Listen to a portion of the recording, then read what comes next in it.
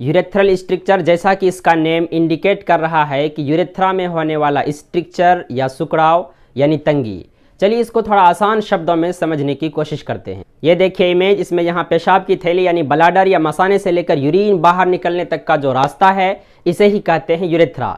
इसी यूरेथ्रा में कहीं पर जब सुकड़ाव होने लगता है यानी कि अंदर की मोटाई या ल्यूमेन नैरो या तंग होने लगता है, यानी इस पूरे पैसेज में कहीं भी सूजन या उसमें कठोरता आ जाती है जिसके वजह से पेशाब करने में शदीद तकलीफ होती है, तो इसे ही यूरेथ्रल स्ट्रक्चर कहा जाता है। तो आइए अब यूरेथ्रल स्ट्रक्चर के क्या क्या संभावित कारण हो सकते हैं, क्या क्या काउज हो सकते हैं, उन्हीं के बारे में बात कर लेते हैं।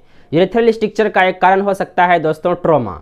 दरअसल ट्रॉमा तो कई वजहों से हो सकता है, जैसे कि अगर एक्सीडेंट हो गया हो या साइकिल चलाने के दौरान अचानक से सीट से लोहे पर आ गया हो, इसके वजह से भी यूरेथ्रा में इंजरी हो गई हो, या पेल्विक फ्रैक्चर हो गया हो जिसके वजह से यूरेथ्रल इंजरी हो गई हो, और इसी इंजरी की वजह से जब वहाँ पे सूजन होने लगा हो जिसके वजह से यूरिन पास आउट करने का जो पैसेज है वह छोटा हो गया हो, या यह हो सकता है कि वहाँ पर हीलिंग के दरमियान स्कार टिश्यू का फॉर्मेशन हो गया हो। तो ये सभी यूरेथ्रल स्ट्रक्चर के वजहों में से एक खास वजह हो सकता है। एक कारण हो सकता है दोस्तों इन्फेक्शन यानी कि यूरेथ्राइटिस। दरअसल में इन्फेक्शन चाहे यूरेथ्रा में हो या उसके आसपास हो, तो उसके वजह से यूरेथ्रा में सूजन आ जाती है या स्कारिंग की वजह से पेशाब की नली तंग हो जाती है। गोनोरिया तथा क्लैमिडिया का इन्फेक्शन जब अनट्रीटेड रह जाता है तो ये भी यूरेथ्रल स्ट्रक्चर का एक कारण बन सकता है। इन कारणों की श्रेणी में से एक है कंजेनिटल यूरेथ्रल स्ट्रक्चर, यानी कि पैदाइशी ही अगर किसी को यूरेथ्रल स्ट्रक्चर की प्रॉब्लम हो, हालांकि ऐसा रेयरली ही देखने को मिलता है। एक कारण हो सकता है बीपीएच यानी कि बिनाइन प्रोस्टेटिक हाइपरप्लाजिया, यानी कि प्रोस्टेट ग्लैंड्स का साइज बढ़ने की वजह से यूरेथ्रा पर दबाव डालता है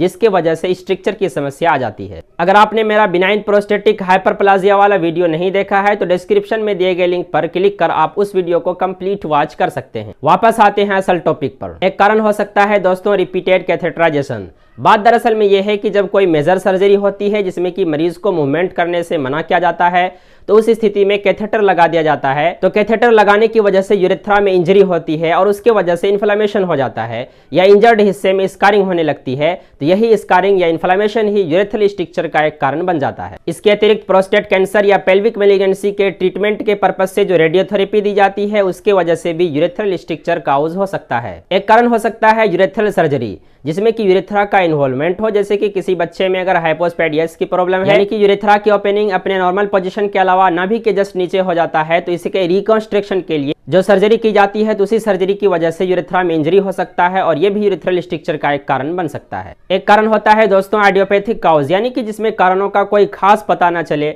लेकिन यूरेथ्रल स्ट्रक्चर की प्रॉब्लम हो तो इसे ही आइडियोपैथिक काउज की कैटेगरी में रखा जाता है। ये सभी तो हो गए यूरेथ्रल स्ट्रक्चर के कारण। अब बात कर लेते हैं कि वे कौन कौन से सिम्टम्स हैं जो कि यूरेथ्रल स्ट्रक्चर के केस में देखने को मिलता है। इसके लक्षण तो यूरेथ्रा के नैरोइंग के अनुसार थोड़े बहुत अलग अलग हो सकते हैं, फिर भी इसके कॉमन सिम्टम्स की बात कर लेते हैं। यूरेथ्रल स्ट्रक्चर के केस में एक लक्षण तो यह हो सकता है कि जब व्यक्ति पेशाब करने जाता हो तो पेशाब स्ट्रक्चर वाले जगह तक आता हो और फिर वहां ऐसा लगता हो कि रुक गया है तथा धीरे धीरे वहां से आगे निकलता हो, यानी कि पेशाब करना जैसे शुरुआत करता हो तो उसी समय ऐसा लगता हो कि अंदर से पेशाब निकल ही नहीं रहा है। इसके अलावा एक खास लक्षण हो सकता है कि पेशाब की जो धार है वह एक प्रॉपर वे में नहीं होता है बल्कि कम प्रेशर के साथ इधर उधर पेशाब निकलने लगता है तथा पेशाब जल्दी जल्दी होने लगता है, और जब पेशाब करने जाता है तो पूरा ब्लैडर खाली नहीं होता है बल्कि कुछ न कुछ मात्रा अंदर ही रह जाती है क्योंकि यूरिन पास आउट करने में बहुत ही शदीद तकलीफ होती है। इसके अलावा यूरिन में ब्लड का आना यानी कि हेमेचुरिया भी यूरेथ्रल स्ट्रक्चर का एक खास लक्षण हो सकता है। और कभी कभी ऐसा लगता हो कि पेशाब निकलना शुरू तो हो गया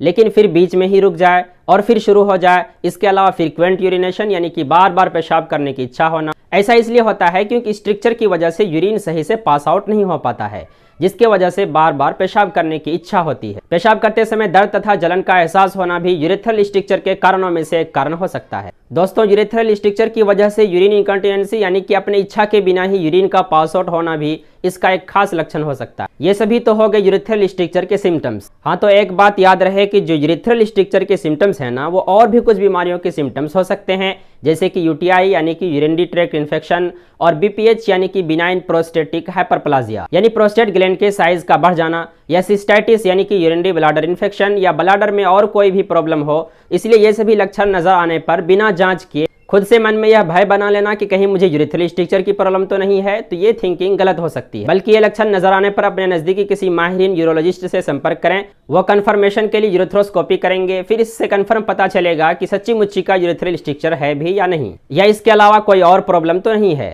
खैर ये सब रहने देते हैं। अब बात कर लेते हैं कि आखिर इसका इलाज क्या है और होम्योपैथिक जैसी दवाइयों का यूरेथ्रल स्ट्रिक्चर के केस में क्या क्या योगदान हो सकता है। तो चलिए अब इन्हीं सब टॉपिक पर डिटेल से बात कर लेते हैं। होम्योपैथिक मेडिसिन बताने से पहले जान लेते हैं कि इसका और क्या क्या ट्रीटमेंट ऑप्शन अवेलेबल है। एक ट्रीटमेंट ऑप्शन होता है दोस्तों डायलेशन।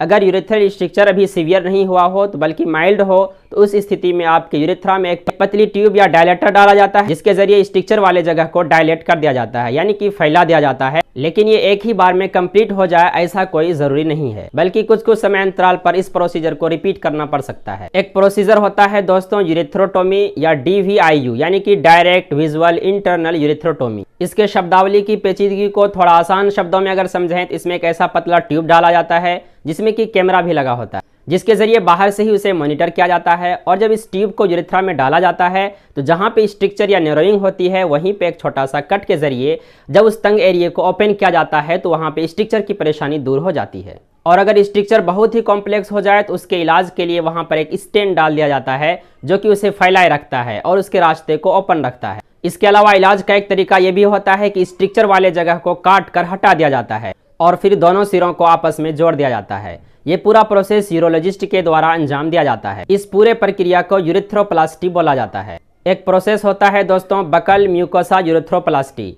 इसमें माउथ के इस हिस्से के म्यूकोसा का उतना हिस्सा लिया जाता है जितना कि स्ट्रिक्चर वाले हिस्से को काटकर हटाना होता है और फिर तब स्ट्रिक्चर को काटकर वहां से वहीं माउथ की म्यूकोसा को रिप्लेस कर दिया जाता है। यूरेथ्रल स्ट्रिक्चर के सीवियरिटी के अकॉर्डिंग एक या एक से अधिक म्यूकोसा को फिट किया जाता है। इसके अलावा लेजर थेरेपी तथा कुछ एलोपैथिक मेडिसिन जैसे कि अल्फा ब्लॉकर को प्रिस्क्राइब करी जाती है ताकि यूरेथ्रा के मसल्स को रिलैक्स करा जाए और यूरिन के फ्लो को क्लियर करा जाए। इसके इलाज का एक तरीका हो सकता है दोस्तों डायरेक्ट विजुअल इंटरनल यूरेथ्रोटोमी विथ मिटोमाइसिन सी, यानी कि मिटोमाइसिन सी को यूरेथ्रल स्ट्रिक्चर के जगह पर इस सॉल्यूशन को अप्लाई करने से उसकी रिकरेंसी यानी कि बार बार होने को रोका जा सकता है। और एक सर्जिकल प्रोसीजर होता है यूरिनरी डाइवर्जन। बेसिकली इसमें होता यह है कि जो यूरिन पास आउट करने का नॉर्मल पाथवे होता है उसमें चेंजिंग करके उसका अलग रास्ता बना दिया जाता है। जैसे मान लीजिए कि सीवियर और बहुत ही कॉम्प्लेक्स यूरेथ्रल स्ट्रिक्चर है तो उस स्थिति में यूरिन का फ्लो नहीं होता हो तो उसके लिए ब्लैडर से एक ट्यूब के जरिए एक पाउच में या बवल के कुछ हिस्से को काट कर एक पाउच बनाया जाता है और उसी में ही यूरिन के ड्रेन होने का रास्ता निकाला जाता है। खैर ये सब कुछ सर्जिकल प्रोसीजर थे जिसके जरिए यूरेथ्रल स्ट्रिक्चर जैसे तकलीफदेह बीमारी से निजात पाई जा सकती है। लेकिन कुछ केसेस में सर्जरी सफल भी नहीं होती है या ये होता है कि फिर से यूरेथ्रल स्ट्रिक्चर की प्रॉब्लम आ जाती है, क्योंकि सर्जिकल प्रोसीजर में कहीं न कहीं यूरेथ्रल इंजरी हो रही होती है और ये यूरेथ्रल इंजरी भी यूरेथ्रल स्ट्रिक्चर का एक कारण बन सकता है। दोस्तों जितने भी सर्जिकल प्रोसीजर बताए गए हैं ये सभी के सभी एक यूरोलॉजिस्ट ही अंजाम देते हैं,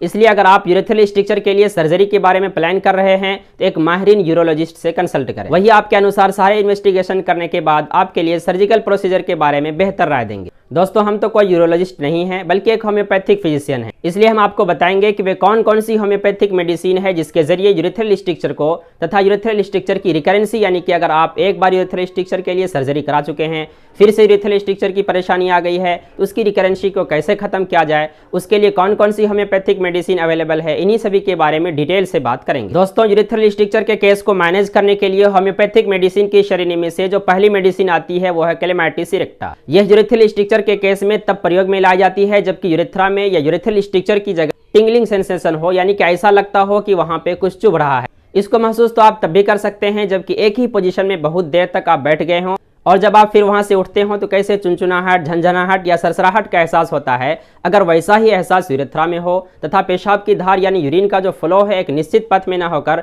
इधर उधर होता हो और एक ही बार ब्लैडर खाली न कर पाता हो बल्कि बार बार और थोड़ा थोड़ा पेशाब आता हो तथा अभी यूरेथ्रल स्ट्रिक्चर का बनना आरंभ ही हुआ हो तो इस तरह के स्ट्रिक्चर के लिए ड्रग ऑफ चॉइस हो सकती है दोस्तों क्लेमाइटिस इरेक्टा। इसका 30 पोटेंसी में 5-5 बूंद दिन में 3 बार प्रयोग में लाना काफी लाभप्रद होता है। नेक्स्ट प्रोमिनेंट मेडिसिन है दोस्तों चिमाफिलाम बेलाटा। यह दवाई किडनी और जेनिटो यूरिनरी यानी कि मूत्र संस्थान और सेक्सुअल ऑर्गन पर खास कार्य करती है। इसके लक्षणों की अगर बात करें तो पेशाब में अगर खून आता हो तथा पेशाब करते समय इतनी जलन होती हो जैसे कि गर्म पानी से जला दिया गया हो। इसके साथ साथ जब पेशाब करना शुरू करे तो उस समय जोर लगाना पड़े तथा प्रोस्टेट ग्लैंड का साइज बढ़ गया हो और जब पेशाब करता हो तो उस पैसेज में ऐसा लगता हो जैसे वहां गेंद रखी हुई हो। अगर ये सभी लक्षण आ रहे हो तो ड्रग ऑफ चॉइस हो सकती है दोस्तों चिमाफिलाम बेलाटा। इसे मदर टिंचर फॉर्म में 10 से 15 बूंद दिन में 3 बार प्रयोग में लाना काफी मुफीद साबित हो सकता है। नेक्स्ट मेडिसिन है दोस्तों थूजा ऑसिडेंटैलिस। इसके लक्षणों की अगर बात करें तो यूरेथ्राइटिस यानी कि यूरेथ्रा या मूत्र पथ में सोजिश और इसके मरीजों को पेशाब की जो धार होती है वो फटी हुई और छोटी होती है और पेशाब कर चुकने के बाद तेज कटन जैसा दर्द का एहसास होता हो, अचानक से पेशाब करने की प्रबल इच्छा होती हो और यूरिन पास आउट करने को कंट्रोल न कर पाता हो। अगर ये सभी लक्षण देखने को मिलता हो तो ड्रग ऑफ चॉइस हो सकती है दोस्तों थूजा ऑक्सीडेंटैलिस। इसका 30 पोटेंसी में 5-5 बूंद दिन में 3 बार प्रयोग में लाना काफी लाभप्रद होता है। नेक्स्ट मेडिसिन है दोस्तों सेलिसिया। अगर यूरेथ्रल स्ट्रक्चर का कारण यूटीआई यानी कि यूरिनरी ट्रैक्ट इन्फेक्शन हो तथा पेशाब से थिक जिलिटी डिस्चार्ज निकलता हो तो सेलिसिया को 30 पोटेंसी में 5-5 बूंद दिन में 3 बार प्रयोग में लाना काफी मुफीद साबित होता है। नेक्स्ट मेडिसिन हो सकती है दोस्तों कैंथेरिस। ये तो ऐसी होम्योपैथिक मेडिसिन है जो कि विभिन्न प्रकार के यूरिनरी प्रॉब्लम्स में प्रयोग में लाई जाने वाली दवाओं में से एक अचूक दवाई है। इसके अगर लक्षणों की बात करें तो यह यूरेथ्रल स्ट्रक्चर के केस में तब प्रयोग में लाई जाती है जब लक्षण ऐसा हो कि जैसे ही पेशाब करना शुरू करता हो तो ड्रॉप बाय ड्रॉप यूरिन निकलता हो। हालांकि पेशाब करने की इच्छा तेज रहती हो, इसी वजह से मरीज को हमेशा पेशाब लगा ही रहता हो तथा स्ट्रक्चर की वजह से यूटीआई हो, चाहे पेशाब करने में दर्द होता हो। अगर ये सभी लक्षण आ रहे हों तो आपके यूरेथ्रल स्ट्रक्चर के लिए ड्रग ऑफ चॉइस हो सकती है कैंथेरिस। इसका 30 पोटेंसी में 5-5 बूंद दिन में 3 बार प्रयोग में लाना काफी मुफीद साबित होता है। According to your clinical condition and severity of structure potency तो चेंज हो सकती है। नेक्स्ट मेडिसिन है दोस्तों कोनियम मैकेल्यूटम। यह तब मुफीद साबित होता है जब पेशाब करना शुरू तो करे लेकिन थोड़ा सा पेशाब होता हो और फिर रुक जाता हो, फिर थोड़ा सा होता हो और फिर रुक जाता हो। अगर ये इंटरमिटेंट स्ट्रीम ऑफ यूरिन जैसी परेशानी से दो चार होना पड़ रहा हो तो ऐसे यूरेथ्रल स्ट्रक्चर के लिए ड्रग ऑफ चॉइस हो सकती है कोनियम मैकेल्यूटम। इसको 200 पोटेंसी में एवरी 7th डे पे प्रयोग में लाना काफी मुफीद साबित होता है। Next top most homeopathic medicine है दोस्तों थायोसिनामिनम। इसके लक्षणों के बारे में ऑलरेडी मैंने वीडियो बना रखा है जिसका लिंक डिस्क्रिप्शन में मिल जाएगा। इसके अलावा ऑलियम सेंटेली तथा सल्फ आयोड भी यूरेथ्रल स्ट्रक्चर के केस में प्रयोग में लाई जाती है। ये सभी तो सिम्टम्स के अनुसार कुछ इंडिकेटेड होम्योपैथिक मेडिसिन है और अगर आप यूरेथ्रल स्ट्रक्चर से परेशान हैं और सर्जरी भी करा चुके हैं लेकिन फिर भी आपको ये परेशानी आ गई है तो आप मुझसे भी ऑनलाइन कंसल्टेशन के जरिए सही परामर्श सेवा प्राप्त कर सकते हैं या आप अपने नियर बाय किसी माहिर होम्योपैथिक फिजिशियन से राब्ता कर सकते हैं जो कि आपके इंडिविजुअल केस के अकॉर्डिंग सही मेडिसिन का सिलेक्शन कर आपको यूरेथ्रल स्ट्रक्चर जैसी शदीद तकलीफ से निजात दिला सकते हैं। हाँ, अगर बताई गई दवाइयों के लक्षणों में से किसी दवाई का लक्षण आपके लक्षणों से मैच कर रहा हो तो फिर आप उस दवाई का प्रयोग कर सकते हैं, लेकिन पोटेंसी का सिलेक्शन तो एक होम्योपैथिक फिजिशियन ही करेगा। इसीलिए इतनी सारी दवाइयों की लिस्ट देखकर आपको कंफ्यूज नहीं होना है बल्कि फिजिशियन से सलाह लेना है और फिर दवाई का इस्तेमाल करना है। दोस्तों उम्मीद करते हैं कि बाकी वीडियोस की तरह ये वीडियो भी इन्फॉर्मेटिव रहा होगा। So finally I would like to say thank you for giving your precious time for watching my video.